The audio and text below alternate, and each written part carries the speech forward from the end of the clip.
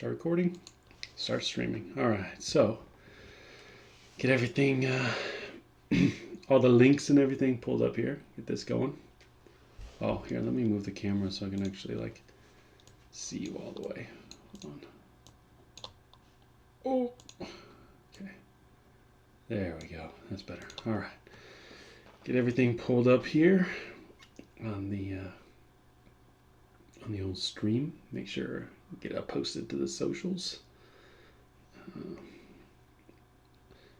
little bit of everything, all of the time.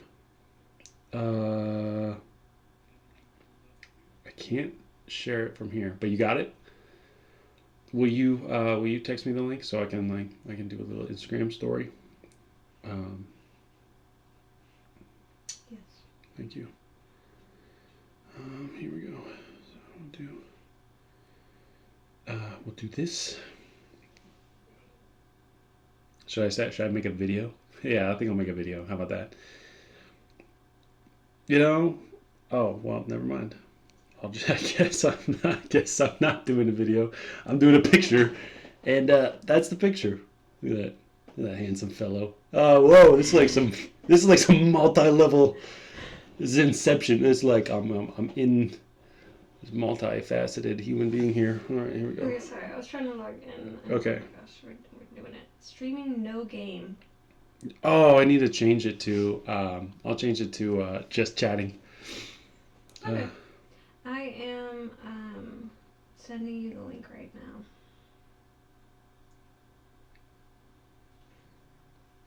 Thank you. No problem. Whoa!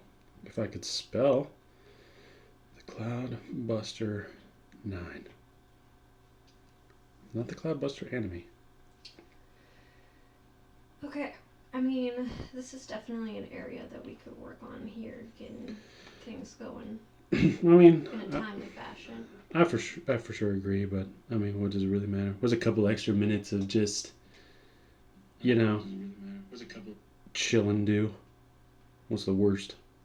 Unless people are out there raging over it right now. Like, are you serious? I only got 3 minutes.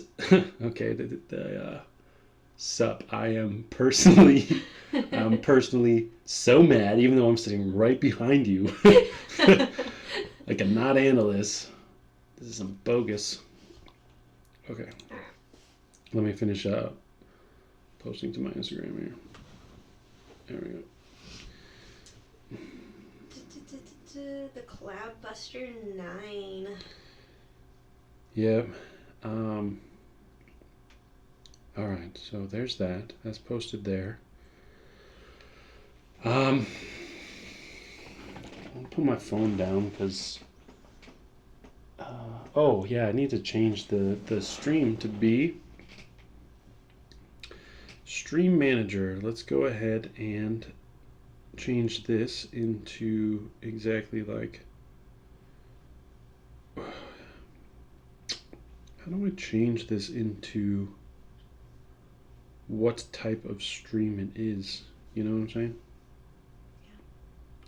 Stream Manager.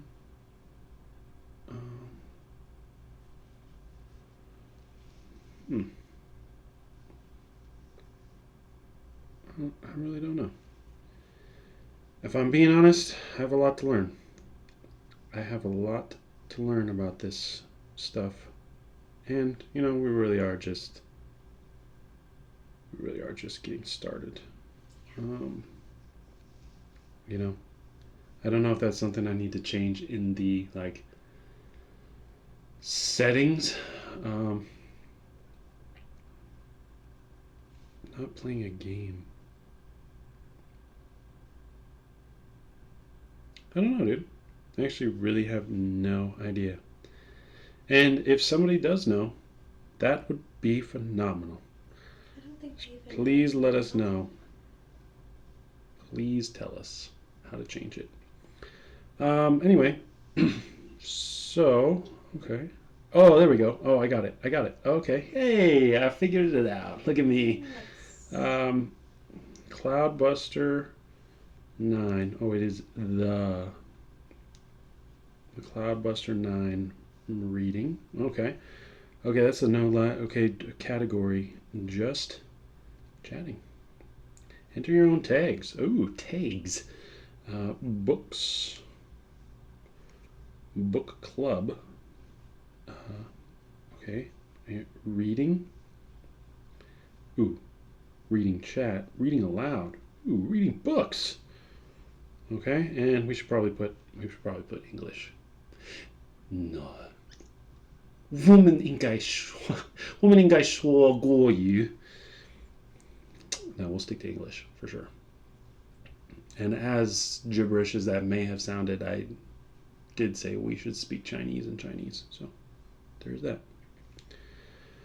All right. Dope. Okay, so that's changed now. All right, you good back there? Yeah, just really soaking in the Chinese. just soaking it in. Okay, cool. So, thanks for bearing with us there for a moment. One thing I do want to mention, we had set a follower goal. We had a follower goal of 10, and basically after that 10 was reached, we were going to do some personal readings. Something in the future that we were planning on doing was creating like a Discord channel where it was sort of like a virtual book club. Also, where we could read other people's writings if they were, comfortable enough to share them. And we do have some people in mind. We have some people in mind already. Some people that we believe to be great authors that could even be watching right now. Could be. Yeah. Who's to say, I think... And if you think that's you, then you should definitely try sending us some stuff to read. Even if you don't think that's you, honestly, and I actually really mean that, because a lot of people, Bo Burnham even says in his Inside stand-up that he criticizes himself before he ever lets anybody do it to him. So therefore, he's like, I don't know, almost more protected. You are your own worst critic. And I think that it is a brave step to put anything that you've made or created out there into the world. So even if you think you're dog shit at writing, still, But today, so for anybody that has known me with like literally any amount of time, I would say if you've known me for even 5 minutes of your existence, you pretty much know that one of my favorite things in the world is baseball. Always has been, always will be. I'm going to zoom up here so you can kind of see. Let me turn this off. Yeah, thank you. The Sandlot is arguably my favorite movie of all time. Not arguably, is. I've watched that movie well over 1,000 times at this point. Know every line by heart. Still love it each time. We just actually introduced my nephew, her son Adley, to it, and he was dialed in. He loved it. Yeah, he was trying to figure out how to do the L7 weenie. Yeah. And when Benny runs out there to tell Smalls how to throw, it compares it to like a newspaper route, and Smalls like finally throws it in. He goes, "Good throw, nice throw."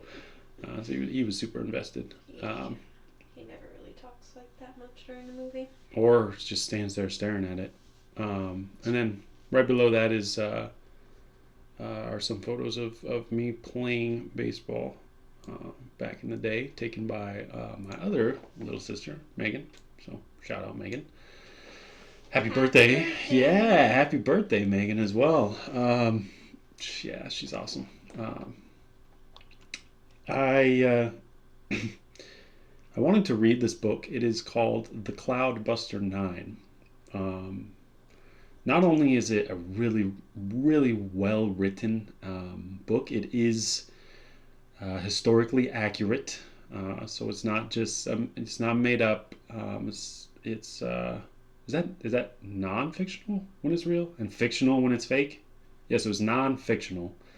And it follows professional baseball players Ted Williams, for example, who joined the military during the war. And then them playing on the military teams before they shipped off, or when they came back from war, before they might have like another tour of duty, playing on the military teams. Whether it be the Air Force, I think this one specifically follows the Air Force. From everything that I've read, it seems to be. But I haven't finished the book. It's really been an enjoyable read so far. So I'm excited to share it with you guys. I know you might not like baseball. Some of you might not like baseball. I still think it's a great book, and the fact that it is a true part of history, a real part of history, I think that makes it, makes it intriguing.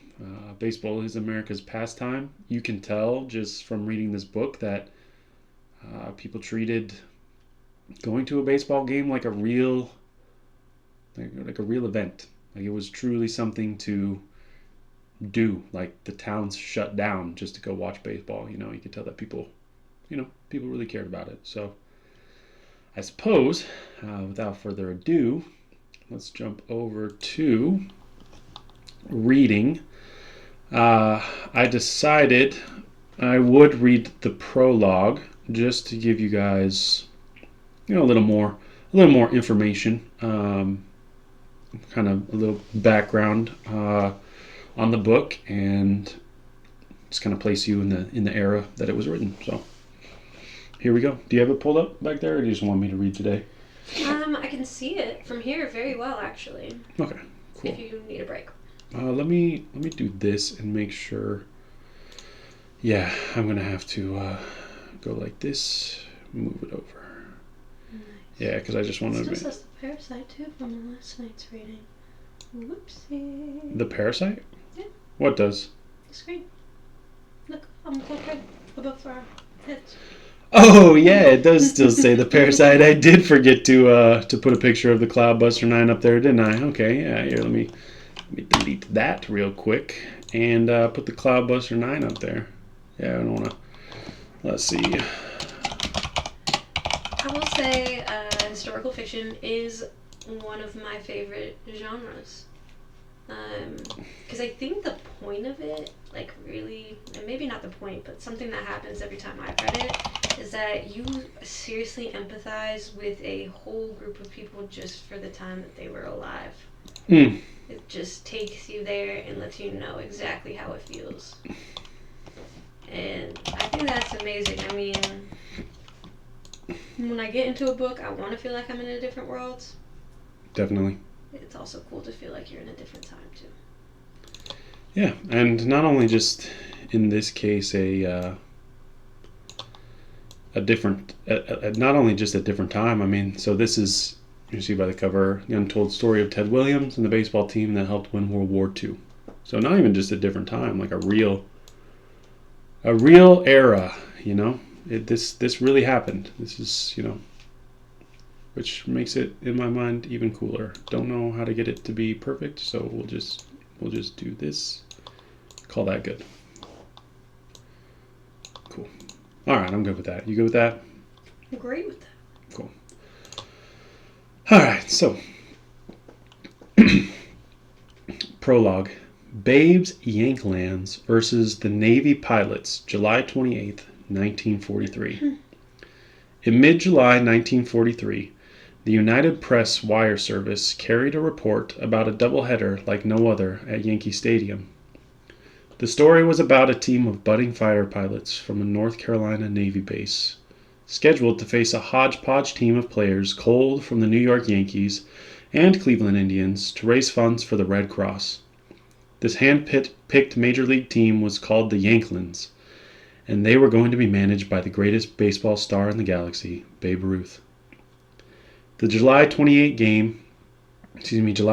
game was the second major war relief game of the season, organized by professional baseball to swell contributions to the war effort. After dismal attendance at a recent exhibition, Yankees president Ed Barrow turned to the one and only man who could pack the stadium to the rafters. The Bambino had hungered to manage a team for well over a decade, and he viewed his Yanklins as a job audition, longing to return as the boss of everything, if only for one day. The Navy pilots wore generic wool jerseys with Navy stitched across the chest in blue letters and North Carolina patches on the sleeves.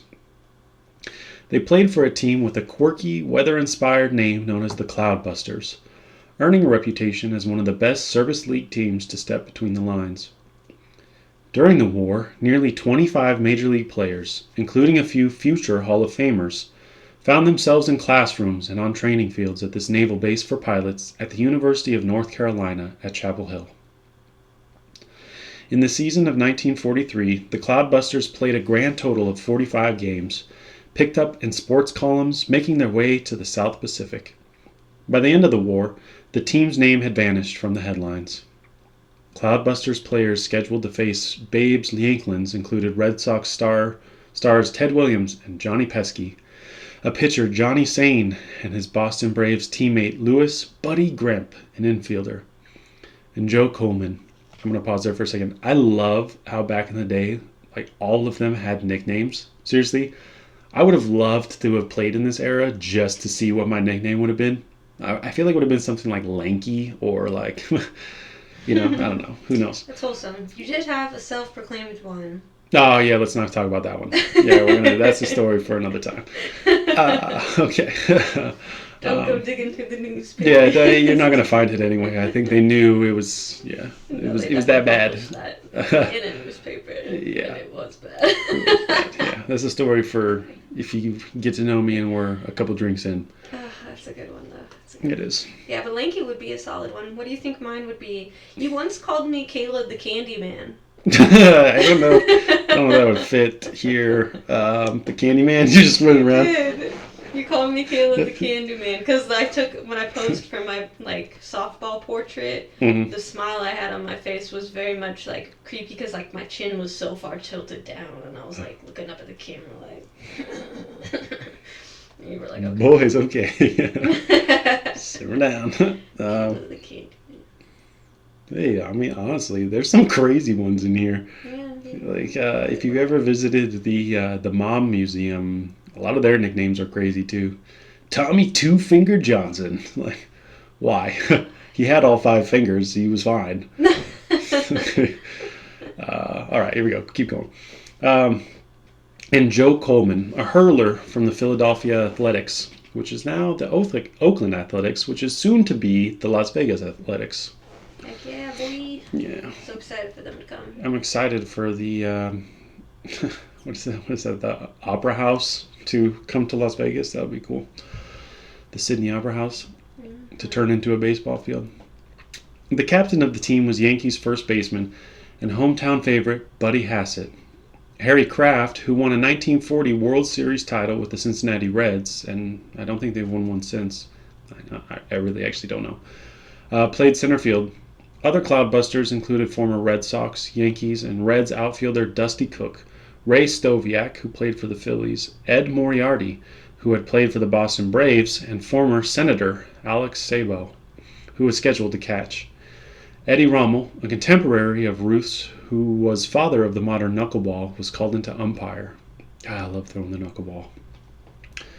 Without earning an extra dime, the Flyboys defied gas and tire rationing, logging thousands of miles on cramped tin can buses to play colleges and military teams. The Busters also played ragtag collections of no-name shipbuilders and even factory workers who built the planes fighting in the war. And they played some of the best professional outfits in North Carolina, including the darling of the Piedmont League, the Durham Bulls. Near the end of the season, the Cloudbusters were thrilled to play at the house that Ruth built. Yet, as the team barreled up the highway toward New York, its players could not help but wonder if they survived the war. Would the Yanklins game be their swan song in a major league park? As soon as the Yankees organization announced the game, the media focused on 2 left-handed hitters, Babe Ruth and Ted Williams. 2 of the world's greatest hitters met in person for the very first time at Fenway Park on July 12th, when Ted was cleared by the Bureau of Naval Personnel to appear at a special all-star benefit with Ruth to raise funds for underprivileged kids. The mayor of Boston, Maurice Tobin, had personally lobbied to lure Ted back to town. The media blitz was tremendous. Back on his home turf at Fenway, Ted stepped out in his baggy 1942 Red Sox traveling uniform and knocked the hide off the ball. He smacked 3 home runs in a pregame contest against Ruth. That's crazy. And then belted a tie-breaking home run into the center field stands in the exhibition game that followed as the All-Stars beat Casey's Stengels Braves 9-8. His bespectacled Red Sox teammate Dom, the little Professor DiMaggio, see, another Navy trainee, also thrilled the crowd with a 2-run triple, but poor old Babe showed his age at the plate, and he felt like a fool. Oh. Yeah. When Babe's trick knee acted up, he chopped the ball like a bloated old codger, stomping off the field in a fit of frustration.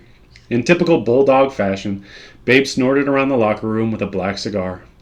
With a hoarse voice, he swore to Boston Globe reporters Fred Berry and Mel Webb that his appearance at the All-Star game would be his last. Babe's temper thawed after he threw back a few drinks that night at the Hotel Kenmore when he serenaded the crowd with, "Let me call you sweetheart," bragging that his team was going to whip the Navy pilots at the end of the month. To gin up ticket sales, the Yankees press office trumpeted Babe's role as the pilot for his Yanklins. The St. Louis Post-Dispatch's shortwave sports columnist hailed the retired home run king's patriotic return as a manager. New York Sun sports writer Frank Graham, who had covered New York baseball since 1915, pumped out teasers about Cloudbusters who had worn the Yankees jersey, like Buddy Hassett, a hometown boy returning as a Navy lieutenant, and Dusty Cook coming back as a pharmacist's mate, 3rd class. But in times of war, military games could be canceled for no specific reason, and players could be detained on base at the last minute for training. Celebrity players faced the greatest scrutiny, and fans' hearts sank when Williams' commanding officer announced that he would not make the trip to New York for reasons beyond his control. Man, that does kind of suck. Let me take a drink and pause right there. What do you think so far? It's interesting. I didn't realize,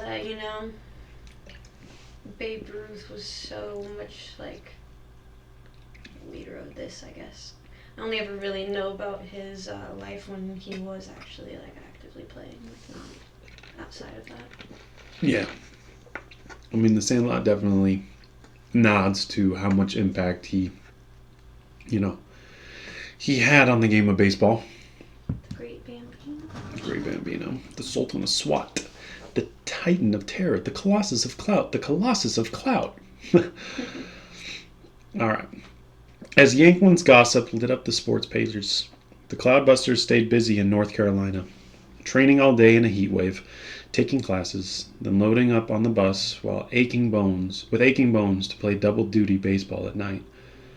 On July 24th, the pilots rallied for 5 runs in the last 2 innings of a game against the Burlington Millsweavers factory team, 9-4, before a crowd of 3,000 fans for their 22nd victory in 26 games.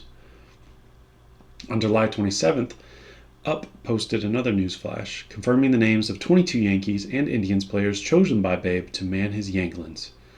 When the Sultan of Swat announced that he might step in as player number 23, papers blasted the news from the shores of Honolulu to the steel mills of Sandusky, Ohio. During the war, Babe Ruth was the ultimate patriotic symbol, joining the bald eagle and the American flag. He knocked on doors to raise Red Cross funds, sold war bonds over the radio, donated baseball films to the Navy, and knew how to make an audience root for Team USA. Yeah, there you go. A little more information. Barrow and Ruth made sure the Patriotic War Relief Benefit had all the bells and whistles to build a crowd. Captain Sutherland's 7th Regiment Band, with its plumed hats and military uniforms, was booked to perform before the first regularly scheduled Yankees-Indians game at 1 p.m. Relay races and a fungo bat hitting contest were organized to raise funds for war bonds before the Yanklins exhibition that afternoon. Sidebar. Pause right there and talk about fungo bat hitting contests. So one of the things that baseball teams love to do, especially when you're traveling, is play fungo golf. And basically fungo golf is like either on a baseball field or out in the middle of a field somewhere. You just pick targets and that's your hole. And the whole point is to hit the ball like it's golf. Hit the ball into the hole, but with a ball and a bat that you're tossing to yourself. I think it was like my freshman year and Anthony Klenitzko's sophomore year, or my sophomore year, his junior. I think my freshman, his sophomore. We traveled to Montana to play in a baseball tournament, and we played like a 3-day fungo golf tournament, and he and I ended up winning it. Sheesh. A fungo bat is like designed so that it, like, an old person can still hit the ball pretty hard. Like it's made where it's easier to hit the ball. Basically, it's a little longer. It looks different than a baseball bat, but fungo golf is a lot of fun. I'm wondering if they played fungo golf that day. I don't know. Okay. A collectible red, white, and blue souvenir scorecard was produced for 10 cents a copy by the company founded by concessionaire extraordinaire Harry M. Stevens, who introduced the hot dog to ballparks. He's a legend. Legend, dude. For real. Like, God, got a hot dog at a baseball game? Like, It's the best. seriously. That's America. Yeah. Man, I can't even imagine, like, not having a hot dog at a baseball game. It just feels weird. The last Mariners game I went to, I was pregnant and I 100% needed that. Yeah. When we took Emma to her first baseball game in San Diego, we got a hot dog. One of the big ones. And that ballpark is beautiful, by the way. The San Diego Stadium is beautiful. Emma stared at that hot dog and then back at us. And she was like, keep in mind, she was like only a few months old at this point. Still being carried. She stared at us so mad, I think, that she couldn't enjoy the hot dog. Like, she seriously looked like, are you serious? Like, you're really going to just tease me? Like, yeah. That makes sense. I actually thought about getting a tiny hot dog tattoo because that was the main thing that I wanted to eat when I was pregnant. I was like, this is the first thing Adley ever loved. Yeah. Yeah, like, it'd be cool if it was like a hot dog with a baseball, you know, like, or a baseball with a hot dog in it. Something. But yeah, even going to Aviators games later on, like, she really just wants a hot dog and a pretzel. You give her a hot dog and a pretzel, she's fine. And that's 3 years old. I mean, God, like, it's so cool. I mean, you didn't know we named our son after Adley Rutschman. a baseball player. So it's like, it was perfect. Just meant to be, really. Definitely. So it writes itself. And it's so, like, it's also interesting, the hot dog, because it's not really something that I'm going for really anywhere else besides Costco, maybe, you know. Oh yeah, I mean, we have it after golf. Oh yeah, golf too. Yeah. So it's not an all the time meal, you know. It's definitely a special occasion. If it's just a hot dog, I don't know. Maybe. Have you ever had a hot dog for breakfast? If you've had sausage, you pretty much have. So. I mean, but that like Cancel. That's different. It's not like. You heard it. It's not the. Heard it here. Yeah. Okay. Fine. Fine. You win this round. I'm coming back for you. Right. You ready to keep going? Yeah. Cool. Got any more thoughts? Like now? I'm about to take this drink. Yeah. I don't know. I'm just glad he, gave Harry M. Stevens a shout out. Actually, so this is written by the Bat Boy's granddaughter. You'll find out if I would have read further back. Oh, okay. So I think it was actually her father. Yeah, so she didn't believe her father. Her father was one of those, like, man, if I didn't, like one of those guys that just kind of lived in sadness his whole life that he didn't get to play, the thing he loved. Like, he didn't make it in the thing he loved, and she just didn't care until he passed. And she tells her the story about it. And then she found this trunk of his, and in that trunk were all of these photos and all of these news clippings and all of this history, because he was the bat boy for this Cloudbuster team. And then she, like, really just started, let me dive way into this and write a whole book about it to honor my father. And a part of history that nobody really knows. Huh? Yeah, in history. I wonder how many times she was writing this book and wished she could talk to him about it, you know what I mean? I know. I really do believe it's important to capture people's stories while they're still here, or even if they've told you it 1,000 times, And you could tell it yourself. Still listen, you know. All right. Centered on the cover was an image of a Yankee slugger, bannered by an American eagle and a band of stars. A stable of companies promoting ballpark delights such as Golden's Mustard, Schraff's Chocolates, and Beechnut Gum purchased advertisements. Beechnut. Beechnut's been around for a long time. They make kids stuff now, and I'm pretty sure they made chewing tobacco, if I'm not mistaken. That's kind of weird. Yeah. Like the kids. I know, right? Here you go, kids, chew on this. Yeah. The Yankees preferred hotels, such as the Hotel Astor and the Commodore, advertised rooms at special rates for the game, and Benny Goodman, the king of swing, promoted his rooftop orchestra beside Uncle Sam's callouts to buy war bonds. With cars running on fumes and restricted train service, those were no luxury Pullmans or dining cars with fancy china for the Navy coaches and their cadets. Faced with a 48-hour window to return to base, the pilots took an overnight bus to the city, cranking up the highway at a breakneck victory speed of 35 miles per hour. Players were beaten down, bruised, and exhausted from the constant grind of drills and training. Combat boots rubbed their feet raw with blisters and blackened their toenails.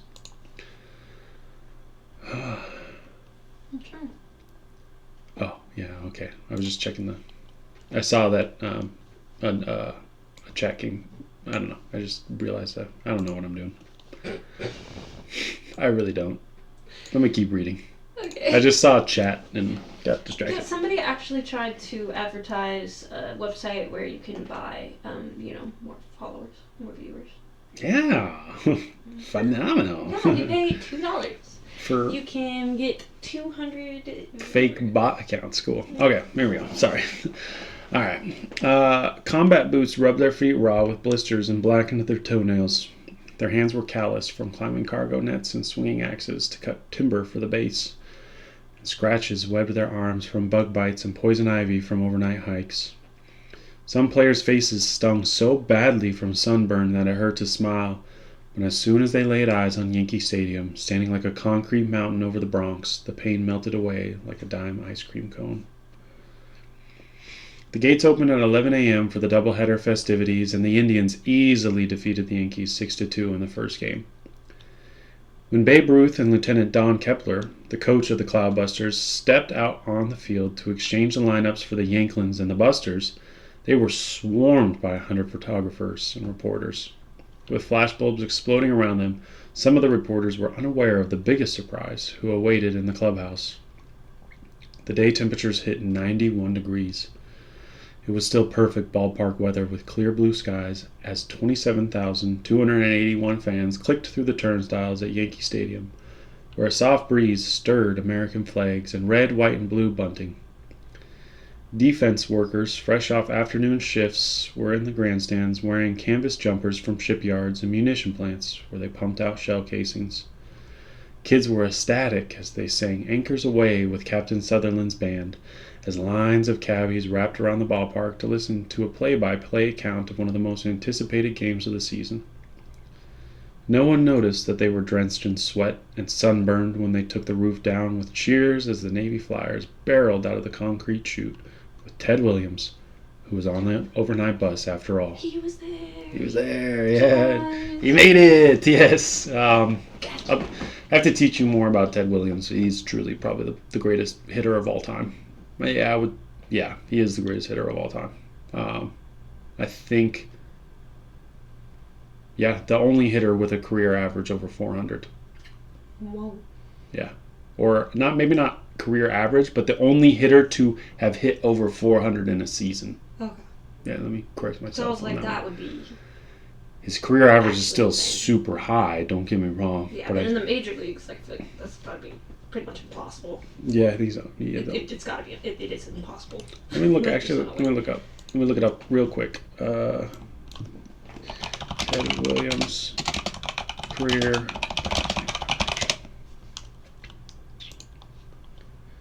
Yeah. 344. I mean, that's still 520 521 home runs, 2,000 walks, 1,800 RBIs. I mean, he was the only one. Yeah, he's the only one so far to hit 400 in a season. He was 6'3". He's a big dude. Sheesh. To be a pilot, that seems like a big. Yeah, hits 406 for the season. There it is, right there. Oh wow. Yep. Right. Yeah, in the major leagues, that's like. It's crazy, huh? That's unheard of. Okay. So yeah, it's a pretty big deal that he's there. Yeah. Because everybody had figured that he wasn't going to be there, it seems like. All right. Ruth added an artistic touch to the game to make it his own. That day, he replaced Joe McCarthy of the Yankees and Lou Boudreau of the Indians with coaches Art Fletcher and Del Baker. Feeling bold, Babe had another trick up his sleeve as he surveyed the crowd, pondering his promise to step up to the plate for an at-bat. The Yankees game did not break records at the box office. It fell short of the attendance goal of 70,000, but for other reasons that exhibit was prominently mentioned in biographies of Babe Ruth and Ted Williams, as well as every famous ball player who wore the Cloudbusters jersey. 75 years after that game, Ivan Flezer, the sole survivor of that 1943 Cloudbusters team, described the Yankees exhibit as an all-American homecoming, reminding baseball fans of the way of life the pilots were fighting for. When I journeyed back to one of baseball's most elegant eras, this 96-year-old pitcher explained why the Cloudbusters were glorified one day in the New York Times, then rarely mentioned again. Ivan knew why military games were canceled at the last minute. He also explained why cadets like Ted were often kept on base and knew why the Navy baseball team was rarely captured in civilian photographs and never mentioned in diaries. At the Yankees game, Ted Williams and the Navy pilots shined, and the rafters trembled when Babe Ruth trundled up to the plate with Big Chew in his mouth, twirling a bat. Though Babe did not realize it at the time, that game was his swan song, and it would go down in history as his last at-bat appearance in his number 3 pinstripe jersey at Yankee Stadium. Patriotic collectibles from that game pop up at auction houses to this day. Unusual lore about the Yankees benefit also lives on, including a tale about a sports writer who bronzed one of the most bizarre souvenirs ever passed down from Babe Ruth at a game. Young sports writers like Arthur Daly, who won a Pulitzer Prize for the New York Times, wrote emotional columns about that charity game with great affection because they knew the Yankees game, with its suspense and unfilled seats, symbolized the generosity of the human spirit when everyone, kids, factory workers, professional baseball management, the Babe, Navy pilots, and the press who paid their way into the park, banded together and sacrificed to win the war. Nice. Yeah, so actually, you know what? It's next. I'm happy to read the introduction of why she decided to write this book. That's okay. I feel like, we summarized it already. We spoiled it. Yeah, we kind of spoiled it. I thought it was before this, but it was actually after this. But yeah, you can see, let's see right here. For the next 2 hours, I sat on a cold concrete floor in the basement, using a flashlight to study images of the Navy flyer team called the Cloudbuster Nine and their bat boy, who happened to be my father. So I got it right. Yeah, absolutely. I think we should just... Yeah, we're good. Jump right in. All right. This is a foreword from Claudia Williams, the daughter of Ted Williams, the baseball player. Oh, okay. Yeah. We'll just skip right to part 1, May 11th, 1943. All right, let me grab a drink quick because I'm talking quite a bit. Anybody in the chat so far? Besides that person pitching, no. Well, just them. Come on over. Hopefully, yeah. Let me take a quick pause. I'll check in on the stream, see how we're doing. Want to make us big on the screen again? Yes, I do. I absolutely do. There we go. Make us big on the screen. All right, farts. Yeah. Nice. Yeah. Yeah, that's always. Shout out to me. Shout out to you for being part of being the main part of the chat here. Yeah, I'm very excited to be reading this. Happy to have whoever's on here this evening. Absolutely. Jake's reading voice, especially at this time of night, is very soothing. Yeah, sorry if I'm putting you to sleep over there, but I think that is part of that's one of the perks. draws. All right, you ready to go back to it? Yeah. Cool. All right, part 1, May 11th, 1943. Chapter 1, The Baseball Squad.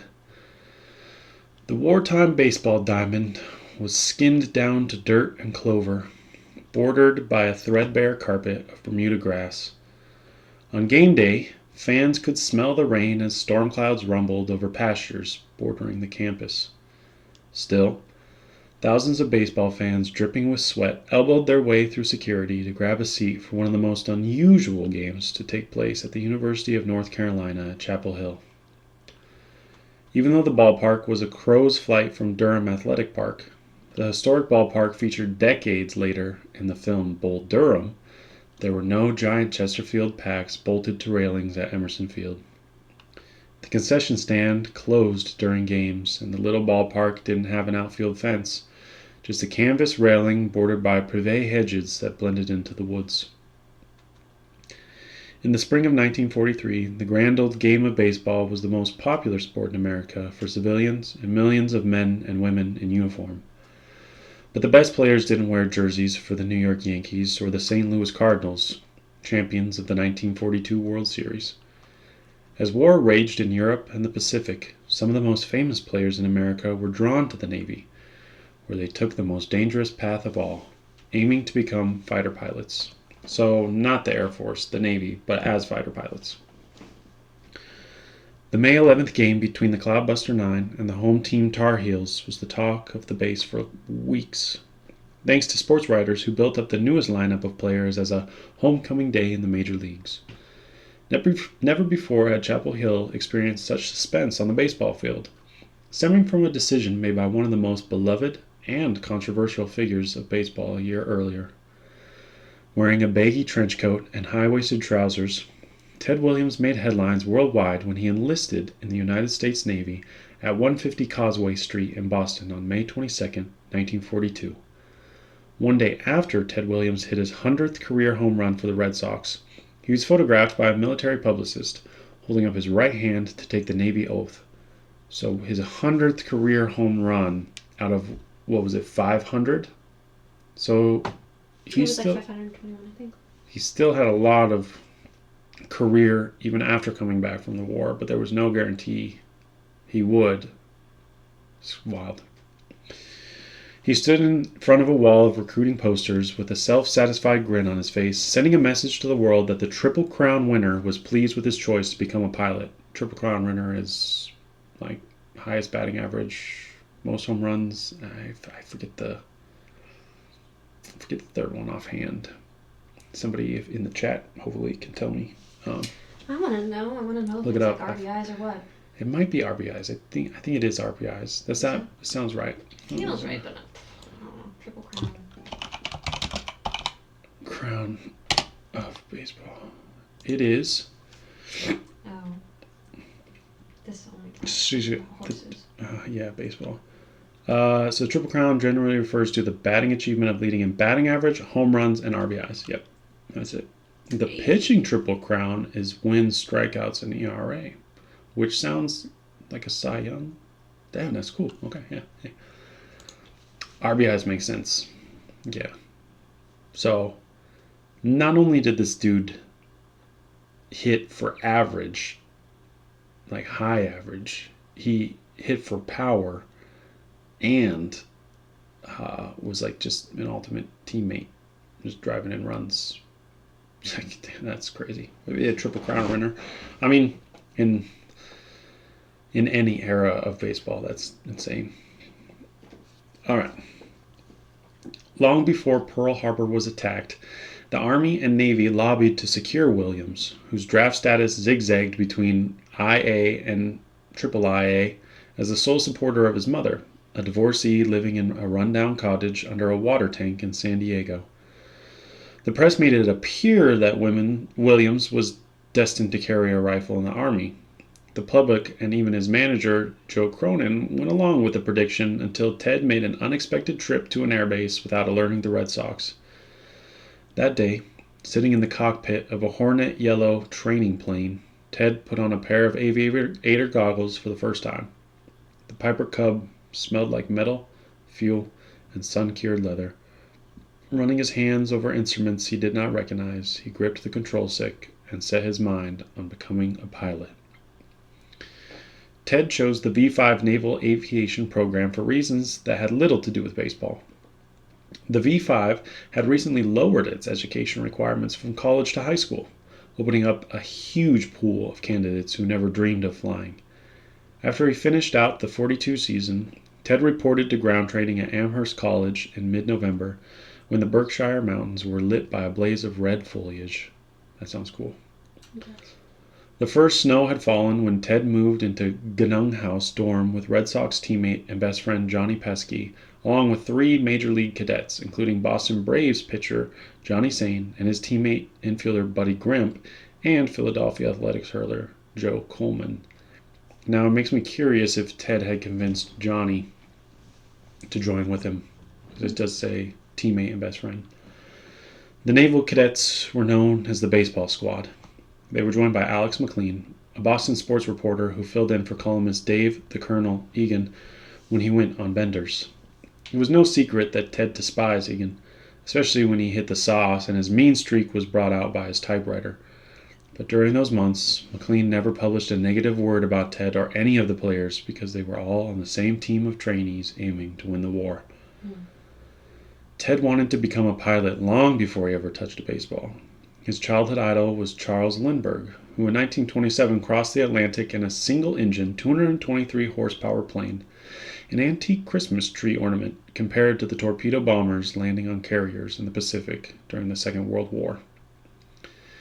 Before V5 cadets could even think about grasping the stick of a grumman, and I don't know if I'm pronouncing that correctly, they had to pass through 6 months of ground training and academics that weeded out thousands of cadets. Amherst Civilian Pilot Training Course was the first phase of officer candidate training, where players were mixed in with about 60 Army and Navy cadets. Cadets took navigation, aerology, mathematics, Morse code, and theoretical work, and they learned to behave like officers.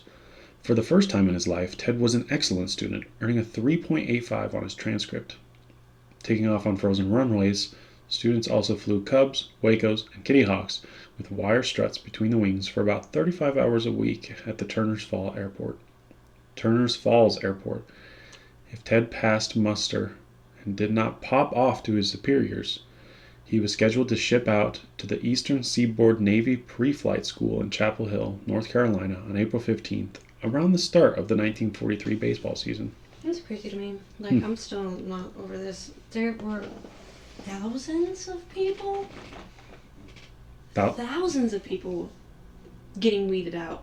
That means, like, thousands of people were trying to do this? This is crazy. Yeah. Everybody wanted to be a pilot. Well, it sounds to me like, Ted Williams and these baseball players also becoming pilots probably, like, made a bunch of people decide to join as well. You know what I mean? Yeah. And lowering it from a college education to only a high school education sounds like they had changed. It's true. What really opened it up. Like a very patriotic spirit. Mm-hmm. That's wild. Mm-hmm. But yeah, thousands of people being weeded out. Still joining the military, but weeded out from becoming pilots. Yeah. It's kind of wild. Yeah. I mean, I was going to say, like, even now, people probably would prefer to be pilots if they have to join the military, but then the Air Force would be the most prominent branch, and I feel like it's pretty well split, but what do I know? I don't know. Yeah, it would be cool to be a pilot. Yeah, it's just not really as popular now, is it? Joining the military, just like as a whole? Well, yeah, obviously, but if you are going to join the military, specifically yeah, I feel like there's so many different things that you can do in the military now, and that, I mean, there's really so many different jobs. anything you really want to do, you can do in the military. If that's, that's the choice that you're going to make in life, and there's nothing wrong with that at all. Joining the military, I have full respect for people who do. Me too. No, I don't want to make a joke about that. That would be insensitive. But Yeah. yes, it is tempting. There's so many things I could say that would. Yeah. Yeah, full respect, especially now. We do have our youngest sibling. Hmm. Yeah. It's well, are they a veteran at this point? Yep. Yeah, they are. They are a veteran. Shout out, Jess. Shout out Jess 2 times. 2 times, yeah, for real. The stuff you've seen, the things you've done, and the person you've become. And still are becoming. Yeah. We love you very much. I love you more than Jake does. We're gonna fight over that. Yeah, we're gonna set up a whole stream. All right, with the debate. Where did you put in that this was like a just chatting stream about not a game but about Cloudbuster 9? Because the next one is gonna be just Club. Yeah, exactly. Love Club. Love Club. Well, we are coming up on about an hour. Let's see. I can finish this chapter and then. That sounds good. Cool. All right. I was right here. Okay. As a student who scraped by with D's at Herbert Hoover High, that's a tongue twister, Ted had good reason to be anxious about the Navy's academics, especially the math and physics so crucial to pilots. Just because the splendid Splinter could knock the hide off a baseball didn't mean he could calculate angles for takeoff and landing. In fact, Ted nearly killed himself in a Piper Cub, barely missing a power line straddling the Connecticut River. That's terrifying. Terrifying. It was not grades or flying that almost derailed Ted's naval career. Since grammar school, he had pushed his body like a freight train, always first, faster, and harder than his peers. Amherst's physical drills were no different. Ted saddled himself with extra pull-ups and attack commando drills with a mock 10-pound rifle. He added extra miles around the track and laps in the pool with his usual degree of self-induced, gut-busting strain. Then one day, a twinge of pain landed him on the operating room table with a bulging hernia. What? Huh? Hernia? It depends on where it's at. If I understand correctly, it's like something pops through, like... let's look up... explain... Just not 100%. I mean, I've heard the word. I know it's bad. I know, like, bulging kind of gives you context, but, like... A hernia occurs when an organ or tissue bulges through a weakness or opening in the surrounding muscle or tissue, often in the abdominal wall. Ooh.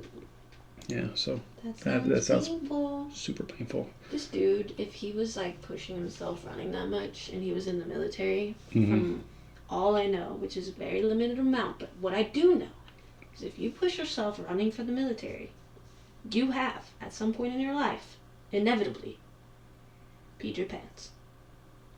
Or thrown up. In public. Or both. Probably both, if this guy was as serious as... I mean, there's got to be a reason he was as incredible of a baseball player as he was, right? Yeah, you don't become that good at baseball without peeing your pants in an insane amount of effort, yeah. Yeah, or peeing yourself in... But yeah, that was part of my initiation into being a great baseball player, was peeing in public. Yep. Without pants. The media caught wind of his operation at Chelsea Naval Hospital, staking out the hospital with cameras. Reporters then followed Ted back to Amherst's infirmary, where he was confined to a month's bed rest in the hospital ground, wondering if he would be cleared to go to North Carolina. Well, I mean, spoiler alert. Spoiler alert. The next chapter is called The Comeback Kid. Alright, guys. Well, appreciate you joining us tonight. Make us big. Yes, appreciate you joining us tonight. Sounds like Brady just got home. Hope you guys enjoyed this reading. Look forward to catching up with you tomorrow at 2 o'clock. This was another surprise stream. Yes. Yes, and thank you to everybody who was watching tonight. For sure. A quick reminder, if you haven't peed your pants you're probably on Not a set good baseball for player. track to not be in baseball. Mm-hmm. And if you don't pee your pants, you usually end up pooping your pants in public. So And you might as well go out today and just find a public place and pee your pants and get it over with. Otherwise, it's one of these days a surprise poop in your pants is gonna happen. Surprise! Whoa! Whoa! What do we have here? By golly! All right. Well, Okay, on that note, yeah, dragging that one out. later. Yes.